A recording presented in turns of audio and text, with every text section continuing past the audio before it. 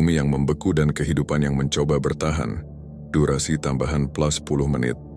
Hari-hari berlalu tanpa cahaya. Bumi kini benar-benar berubah.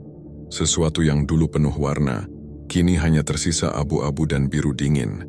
Es menutupi pepohonan, menelan rumah, dan mengubur kota-kota yang dulu bersinar terang.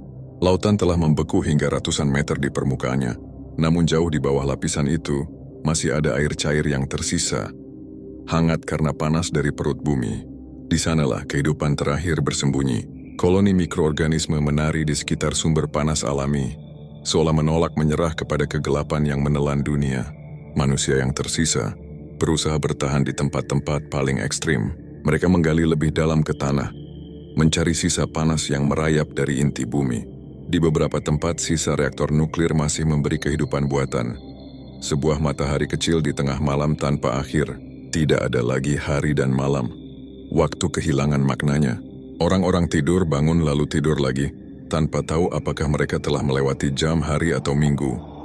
Hanya detak jantung dan langkah yang menjadi pengingat bahwa waktu masih bergerak, meski cahaya telah berhenti. Langit di luar kini tampak aneh. Tanpa cahaya matahari, planet-planet lain terlihat seperti bintik redup di kejauhan. Aurora muncul di berbagai tempat di bumi, sisa-sisa medan magnet yang masih menari di udara tipis. Warna hijau dan ungu yang berkelip perlahan menjadi satu-satunya pertunjukan cahaya di dunia yang gelap. Namun bahkan aurora itu mulai memudar, lapisan atmosfer mendingin dan perlahan menipis. Udara menjadi lebih berat di paru-paru, dan napas menghasilkan kristal es yang menggantung sebentar di udara sebelum jatuh. Manusia mulai kehilangan harapan. Sebagian menyerah, sebagian mencoba bertahan, dan sebagian lainnya berdoa, bukan untuk keajaiban, tetapi untuk kedamaian dalam kegelapan.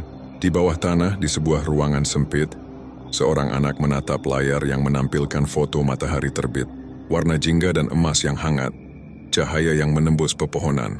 Ia tidak pernah melihatnya secara langsung, tapi ibunya bercerita bahwa cahaya itu terasa seperti pelukan, hangat, lembut, dan menenangkan. Anak itu tersenyum kecil, seolah percaya bahwa suatu hari, matahari akan kembali bersinar. Di luar sana, tata surya terus bergerak tanpa arah. Planet-planet hanyut perlahan dalam keheningan kosmik. Merkurius dan Venus membeku hingga menjadi batu abu-abu. Mars kehilangan warna merahnya menjadi bayangan gelap yang melayang tanpa cahaya. Jupiter dengan pusaran awan yang dulu berputar megah, kini tampak beku dan diam. Saturnus kehilangan kilau cincinnya yang indah, karena partikel es di sekelilingnya berhenti memantulkan cahaya. Tata surya kita, yang dulu berkilauan, kini hanya sekumpulan bayangan yang mengapung di lautan hitam tak bertepi. Dan di tengah keheningan itu bumi terus melayang. Dingin, sunyi, tapi belum mati sepenuhnya. Masih ada kehidupan kecil di kedalaman. Masih ada suara samar dari reaktor terakhir yang menyala. Masih ada manusia yang saling menggenggam tangan dan menolak menyerah.